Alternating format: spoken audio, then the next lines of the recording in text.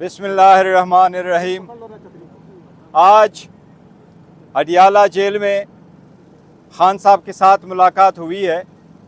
Al-Qadir university जो case है वो चल रहा है। आपको पता है कि केस के बाद हम आपको उस केस के हवाले से कुछ न कुछ बताते हैं। ये वो केस है जिसमें खान साहब और बीबी दोनों ट्रस्टीज़ है। ट्रस्टीज़ कभी मालिक नहीं हुआ करते। इस केस में प्रोसिक्यूशन के अपने गवाह ने एडमिट किया है कि स्टेट को कोई लॉस नहीं हुआ है, और ये भी एडमिट किया है कि खान साहब और बुशरा बीबी ने कोई ज़ाती मुफाद की कोई चीज़ नहीं ली है। ये भी ऐसा बेसलेस है। जिस तरह कल आप लोगों ने देखा, नेब ने खुद एडमिट कर लिया कि तोशाखाना का केस सस्टेनेबल नहीं है और वो जजमेंट सस्पेंड हो गई है, सेंटेंस। इसी तरह ये भी उससे ज़्यादा बेसलेस केस है। ये सारी पॉलिटिकल विक्टिमाइजेशन की केसेस चल रही है। इंशाअल्लाह ताला जब भी आज़ाद अदलिया के सामने ये आएंगे, ये सारे केसेस ख़त्म हो जाएंगे। आज खान साहब के साथ जजेस के लेटर पे भी बात हुई है और मुल्क की सियासी सूरत हाल पर बात हुई है। सबसे पहले तो इस बात का इयादा करना चाहते हैं कि बुशरा बीबी को एक पॉलिटिकल विक्टिमाइजेशन के तरह उसको कन्विक्शन हुई है 14 साल। उस केस में बीबी को रखा गया है, वो आइसोलेशन में है, घर में अकेली है। उसको हमें बहुत खदशा है, स्लो पॉइजनिंग बीबी की जा रही है। खान साहब ने आज मीडिया के सामने कहा है कि स्लो पॉइजनिंग पे हमें शदीद खदशा है।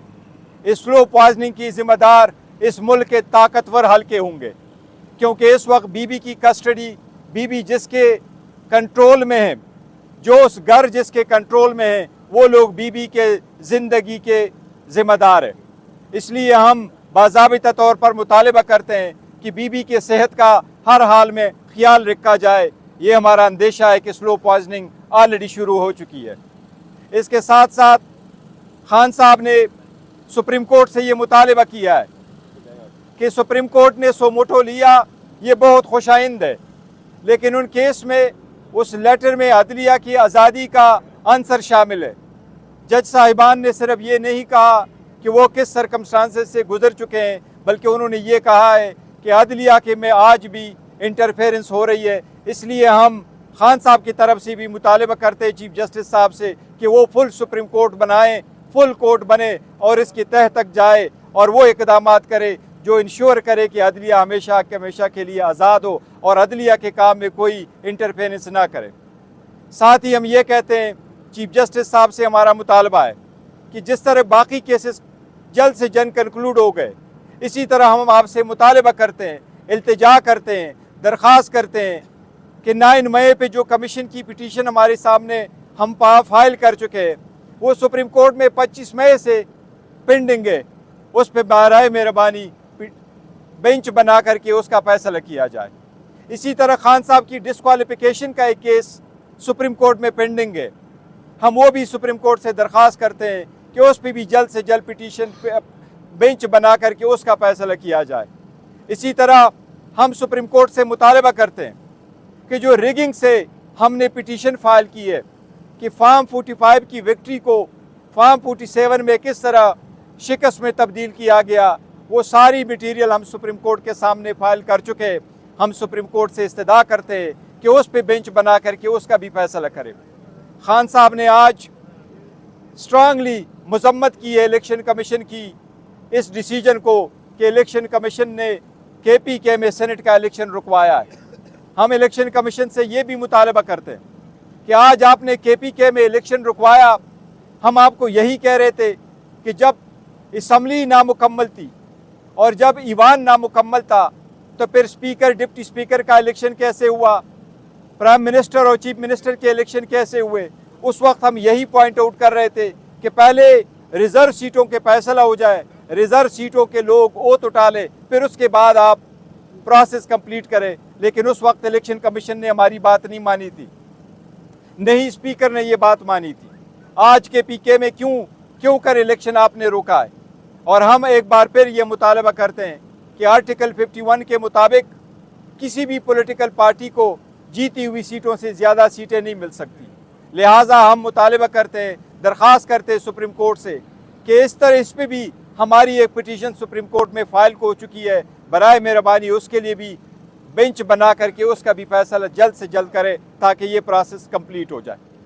गौर साहब, एक तो ये बताइएगा कि और मैं एक बात का अदा करना चाहूँ, वो ये कि जो औरतें हमारी, जो बहनें हमारी इस वक्त जेल में हैं और उनको बेल मिलती है, 15 मरतबा उनकी बेल की जो बेंचेस बने वो बेंचेस टूटती रही और दोबारा कंस्टिट्यूट हुई।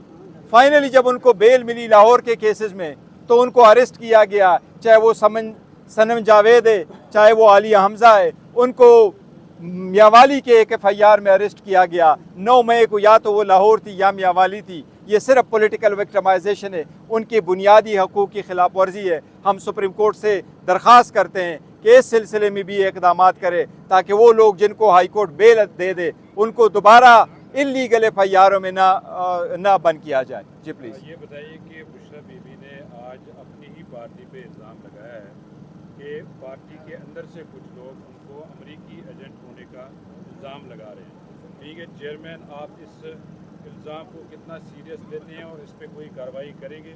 दूसरा ये बताइएगा कि पिछली दफ़ा बुशरा बीबी ने कहा था कि उनके शहर में कुछ मिलाया गया। आज खान साहब रोस्टम पे गए, उन्होंने कहा कि बुशरा बीबी को जहर दिया गया। उसके बाद बुशरा बीबी हमारे पास जब आई बात के लिए, उन्होंने कहा कि उनके खाने में हार्पिक मिलाया गया। उसके बाद खान साहब ने फिर कहा नहीं हार्पिक नहीं, आर्सेनिक कोई मेडिसिन है वो मिलाएगी। ये बताया आपके तो उनके तो अपने ही बयान मुतजाद है। नहीं, बयान मुतजाद नहीं है, ये सिक्योरिटी का कंसर्न है। सिक्योरिटी का कंसर्न हम पहले बता चुके हैं।